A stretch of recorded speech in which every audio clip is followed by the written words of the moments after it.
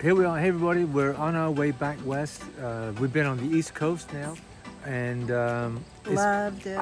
been amazing. We've got to come back some other time. But it's time to go back west. And so we're kind of hurried to get back. So we're doing like a lot of one night stands, one night stays. There were so many things we loved crossing the country, like the big puffy blue sky, and things we didn't like, toll booth through the East Coast. One day in a 3-hour period, we paid over $100 in tolls. One of our first stays was at Carter and Stevens Farm, also known as Stone Cow Brewery. It looked like such a fun place, but it was closed down because of COVID. But I do have to tell you, they still sold beer and it was great. We had to camp way out here. Never have I seen a playground for goats, but our next farm, Abbott's Farm, another Harvest Host treasure, built a playground for their goats and they loved it. But this little treasure was the best of the whole farm. They do great festivals here 4 times a year. Again, it was restricted by COVID, but what fun. We bought some fabulous butter here and had great conversations with Windsor and Nancy, who came to greet us. We love this place. Genesee Lakes in Ohio was one of our favorite Thousand Trail stops, as well as the geese. We loved the friendly campground. At night, they had a laser light show. But the town had all of these Amish carts again, and we couldn't figure out where they were all going. We finally found out they were going to Walmart. One of our favorite stays was at Poplar Grove Vintage Wings in Belvedere, Illinois, another Harvest Host treasure. This museum had everything to do with the history of flight. They had a special section, too, of women in flight, which was great. They had a program for area teens to teach a love of flying through a hands-on experience of working on a plane they called the Jenny. Rob was in the mood for an explorer, so we wandered around the hangar until we found this beauty, a beautiful old biplane. We had such a great time in the morning, sipping our coffee and watching the planes take off and land. Some of them beautiful old vintage planes. At the end of the day, all the pilots drove their little go-karts out to the field and talked about their exploits over a glass of wine. Another Harvest Host gem was Little Swan Winery, where we got to watch eagles playing in the field, or buffaloes in their pen. Of course, they would later be dinner. It was a wonderful little place where they had a live entertainer come in to entertain their dinner guests. He even wrote some songs of his own.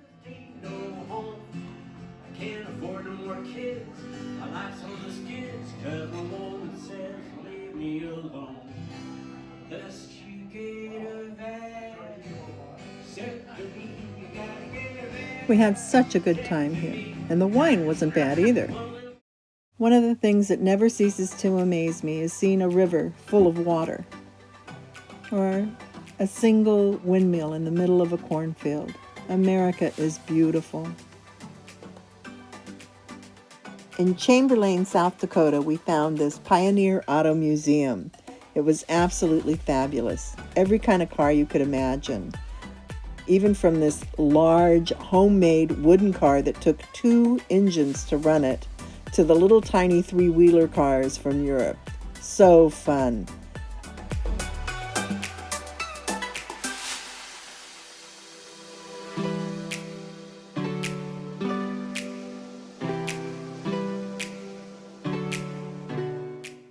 They even had the original Motor Palace.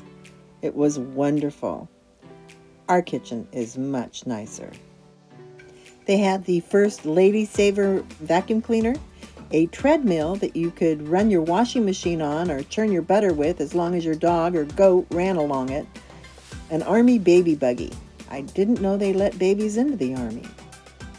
Driving through America really showed us how much food America grows, whether it's soybean or corn. Mostly for cattle, though. This was on the edge of the Badlands, just on the edge of my favorite place, Custer State Park. We had finally made it. One of our first stops was to see Sitting Bull.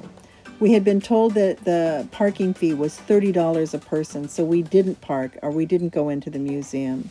But I wish we would have. We later found out it was like $12 and should have gone. I was so excited about seeing wildlife. We couldn't wait to see buffalo. So we took the loop around Custer Park. It's called the Wildlife Loop, looking for buffalo. We saw a few deer here and there, but no buffalo. Coming back to our campground, what did we see? This guy wandering down the street, holding up traffic, taking his own sweet time, right out of our own campground.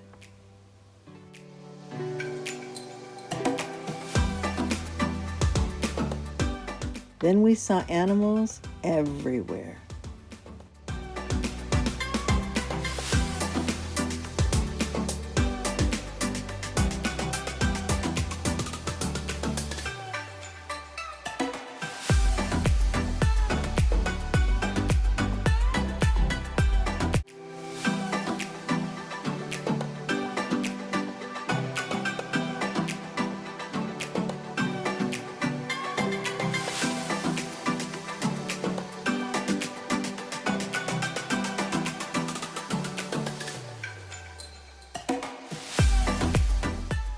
Then we finally found them, a whole herd of buffalo.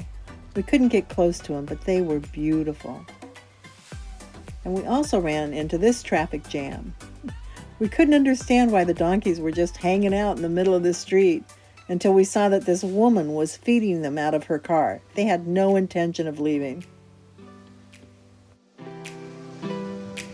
The day finally came when it was perfect for us to hit Mount Rushmore. We took the Iron Mountain Road, which was really curvy and had the famous pigtail bridges. Thank God Rob let me drive that day. They had two cut-through rocks like this that one single car could pass at a time. The second one ended with a magnificent view of Mount Rushmore.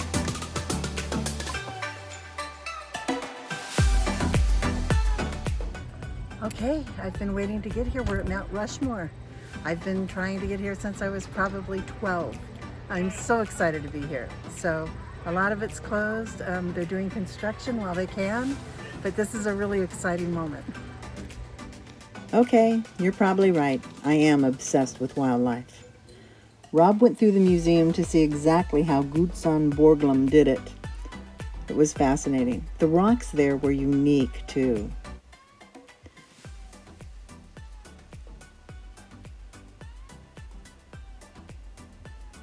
As stunning as the monument was, we waited for sundown so that we could watch the night program.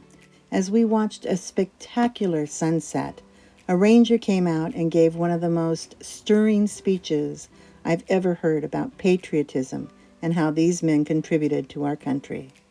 This photo does not do the experience justice. Custer was such a fun town. This was my favorite rock shop. And after months, we finally found fabulous Mexican food. Kind of reminds you of these guys, doesn't it? Okay, we are driving through Wyoming and into Montana. We're in Montana now. It's a very long, dry, dusty, windy road. So I'm going to show you now. No exits, no entrances, no rest stops, just a road. It's actually getting a little more interesting now because we have some curves. Yay! This was a darling little campsite, Missoula, Montana, called Jim and Mary's. It was private, but it was lovely. So we're in Montana right now on our way going west to Washington. And this is the land of beef. And here's the beef. And I know how to cook beef. Steak au poivre with shallots and red wine reduction sauce. Yeah. Now, unfortunately, because of all of the lobster and butter, this is my last real big hurrah because I need to get on a diet. So a few days later, this was Rob's breakfast. Yummy.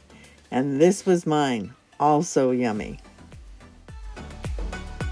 When we told Robbie we had found a marvelous meat market in Montana, he asked us if they had some dinner plate ribs. They did.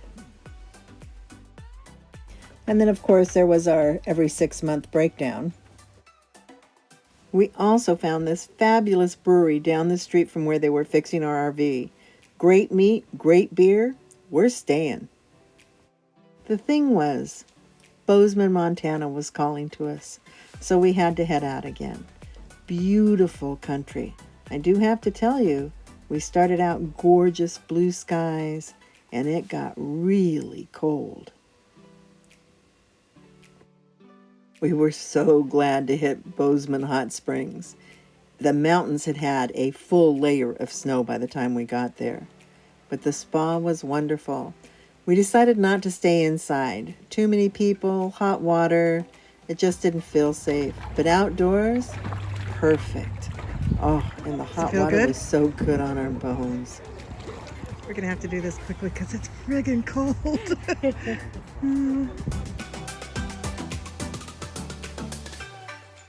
We stayed 3 days in this beautiful place.